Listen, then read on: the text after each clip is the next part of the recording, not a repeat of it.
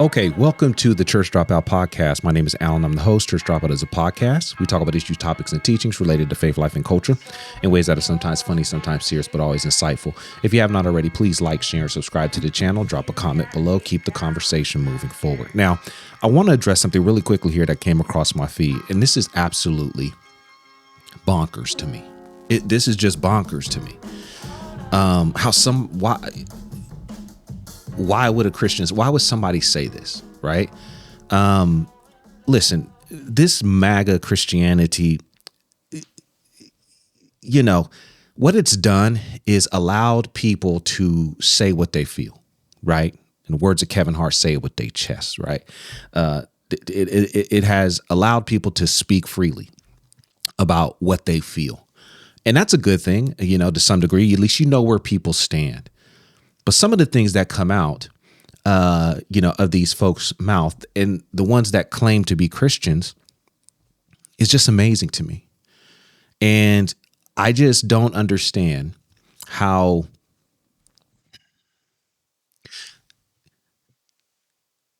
it's this type of rhetoric that incites violence. I'm just being honest. It's stuff like this that incites violence. When you listen to this, you're going to see, like, am I supposed to take this as a threat? Like, how are we supposed to interpret this? Right.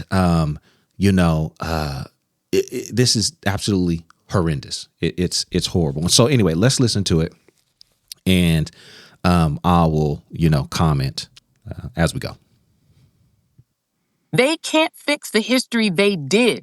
Okay. Oops. Sorry. One thing. So this was put out by Allie Beth Stuckey's team. Okay. So, or her, I don't know.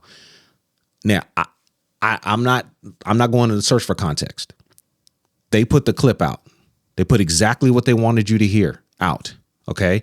They put the clip out. So I'm only responding to what they put out. I'm not going, I think they said exactly what they want to say. Now, I don't know the conversation that was happening. I can assume based on who's talking, Joy Reid, that they were talking about music, basically, how, Black folks created most of the musical genres and it was stolen by white folks. Okay. That's not controversial. It's true. But that we're not here to discuss that. Like this is what she's responding to, right? And so, yeah, let's just listen to what she has to say, and then I'm going to point a few things out that I think is just, again, this is the stuff that incites violence. It just is, and it really shows where and what people are thinking, especially when it comes to race. And this is a Christian.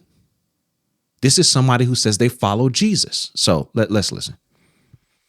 Ancestors made this country into a slave hell. But they can clean it up now because they got the Smithsonian. They can get rid of all the slavery stuff. They got PragerU. They can lie about the history to the children. They can't originally invent anything more than they ever were able to invent good music. We Black folk gave y'all country music, hip hop, R&B, jazz, rock and roll. They couldn't even invent that, but they have to call a white man the king, because they couldn't make rock and roll. So they have to stamp the king on a man whose main song was stolen from an overweight Black. That was so weird. And she has so much hate in her heart toward white people. Okay, I don't know where that comes from. Like, I don't know Joy Reid or anything like that, but she has so much hate in her heart for white people. Okay, so I didn't see the full clip. Maybe she said some hateful things, but expressing that does not mean you have hate for white people. And see, and this is the mind. This is the games that people play. When you address something and it's true, you're labeled as a hater, right? You and especially if you say it passionately and you're Black. Oh no, like you're angry. You're angry. And again, I'm speaking from experience here. Okay. Okay. Passion doesn't go well when you're talking to white folks or about white folks. And I'm not racist. I'm just saying it's just the reality. You're seen as aggressive. It just, I get this issue when I'm talking when I'm, at my son's school, when we're advocating for him. There's certain things, it's sad to say, we're there together, but there's certain things I have to have my wife say. Because if I say it, they won't hear it. They won't hear what I'm saying. They'll just hear my tone. It's just the reality. Right now, again, for her to just make that blanket statement, oh, she hates white people so much, I can make an assertion from what she said. And maybe I will make an assertion, but I can make an assertion based on what she said. I can assume something about how she feels about people who aren't white based on what she says, right? So let's keep going. Most white people will never talk about all of the things that white people invented because most white people don't think of themselves as some kind of racial collective. Okay. Now, so white people don't see themselves as a racial collective.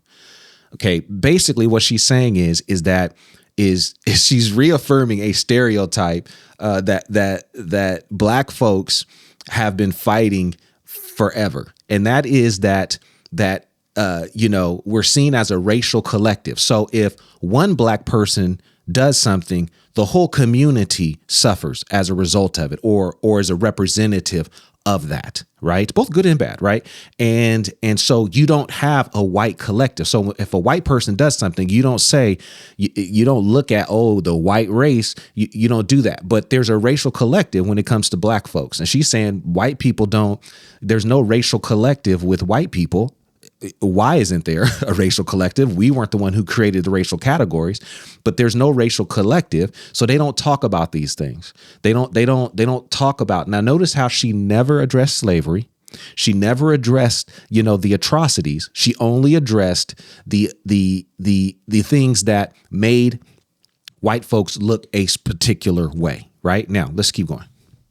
When you put them on the defense, when you indict all of them by saying all white people's ancestors invented slavery, no white people ever invented anything, which is just not true, then you make white people, who are still the majority in this country, a racial collective that...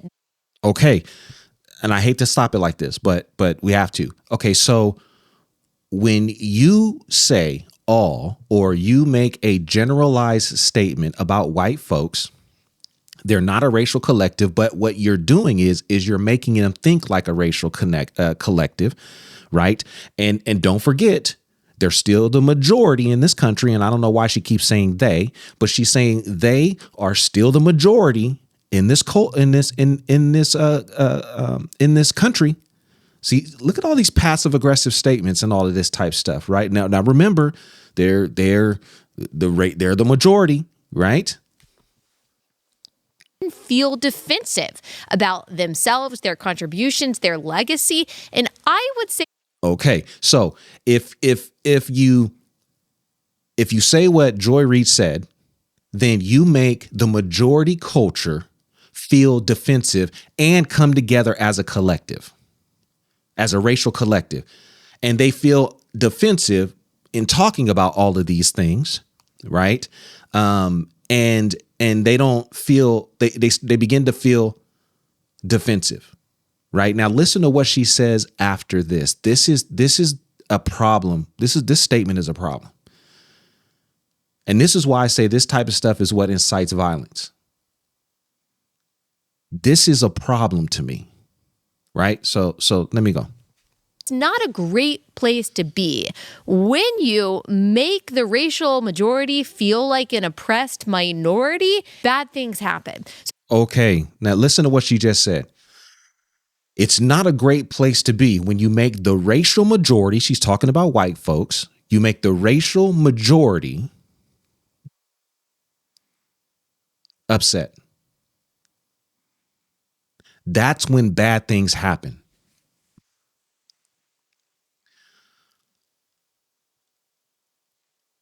Let me just let her finish.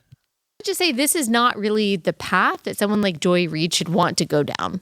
Okay, so this is not a path that someone like Joy Reid should want to go down. So who's she talking?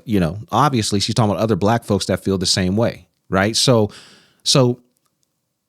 we shouldn't want to make the majority race feel defensive, because if we do, that's when bad things happen. What bad things happen? What are you referring to, Allie? What are we referring to? What type of bad things happen when you make the majority race feel defensive? Why should we be worried about that? Like, yeah, don't make us mad. Don't make us upset. Don't make us feel defensive, because that's when bad things happen. When we're on the defense, that's when bad things happen. That's when the majority race in this country do something. Do what? Do what? Violence? Create systems that alienate specific minority groups?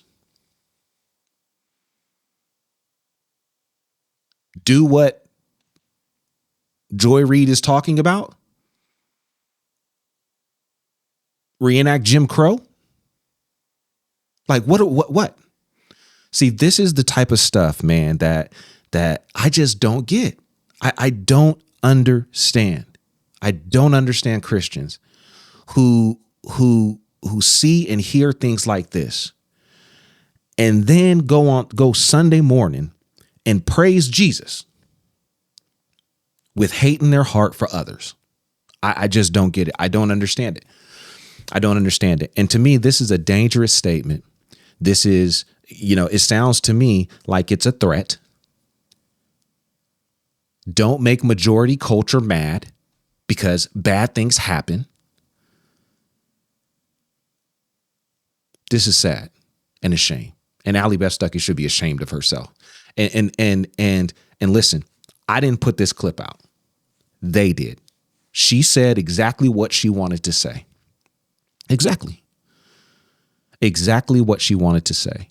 And if you don't believe that these MAGA Christians and this MAGA movement in evangelicalism does not have an undertone of white supremacy, then you're sleeping. And this is the issue.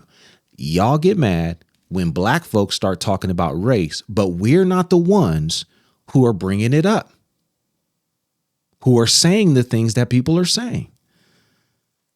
You got Allie Beth Stuckey, you got Joel Webbin, you got Sauvé, you got all of these, Doug Wilson, you got all of these individuals who are saying racist things in the name of America, and they're claiming to be Christian, and y'all are okay with that.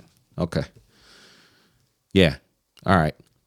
And you're okay with that because of single issues. To me, this is a scary statement to make. Don't make majority culture mad, because that's when bad things happen. And that is not what a person like Joy Reid, that's not the path that you should want to go down. What bad things happen? What are we talking about? What are we talking about? What type of bad things are going to happen?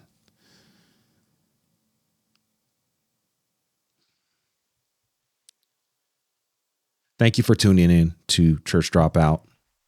Like, share, and subscribe to the channel. Drop a comment below. Keep the conversation moving forward. Yeah. God bless.